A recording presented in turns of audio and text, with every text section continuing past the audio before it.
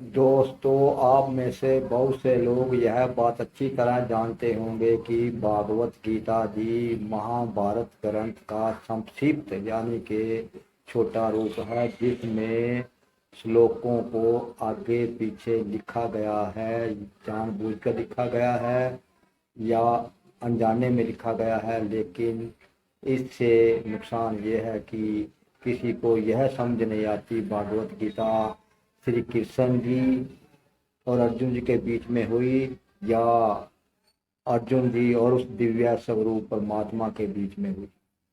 दोस्तों, आज हम भागवत गीता जी के अध्याय 10 के 3 श्लोकों पर विचार करेंगे। श्लोक नंबर 3, जिसमें वह दिव्य स्वरूप शक्ति, वह परमात्मा जो अर्जुन को गीता का उपदेश दे रहे हैं, वो कहते हैं कि जो मुझको अजन्मा अर्थात जन्म रहित अनादि लोकों का महान ईश्वर तत्व से जानता है, वह मनुष्यों में ज्ञानवान और पापों से मुक्त हो जाता।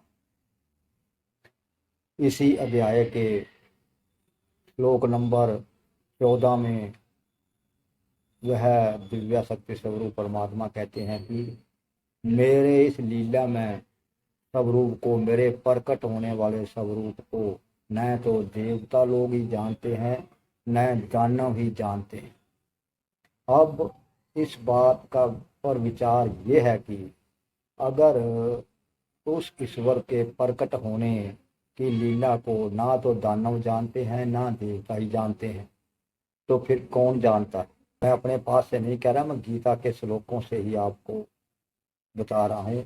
नहीं कि तो भागवत गीता का अध्याय 10 का श्लोक नंबर 3, श्लोक नंबर 14 पढ़िए। और आगे 15 नंबर में कहा गया है, श्लोक 15 में कहा है कि वह अपने आप को खुद ही जानता है, लेकिन और उसके स्वरूप को कोई नहीं जानता। अब इसमें मंत्र श्लोक 3 में इन्होंने कहा है कि जो मुझको अजन्मा अर्थात जन्म रहित मानता है, वह पापों से मुक्त हो जाता है। इसका मतलब ये है कि जो वह दिव्य शक्ति स्वरूप है, वह जन्मा है, उसने जन्म नहीं लिया।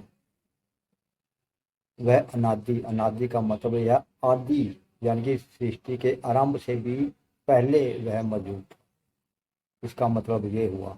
तो इससे तो यह साबित होता है कि वह जो ईश्वर है वह परमात्मा है, वह अजन्मा है, जन्म रहित है, ना उसका कोई बाप है ना उसकी कोई माँ है। अगर बात की जाए श्री कृष्ण जी की, तो श्री कृष्ण जी तो माँ से पैदा हुए, उनके पिताजी भी थे। लेकिन उस इन श्लोकों में तो साफ यही जार होता है कि उसकी लीला को कोई नहीं जानता, ना दानव जानते हैं ना देवता जानते हैं। जब देवता ही नहीं जानते तो फिर बताओ कौन जानता।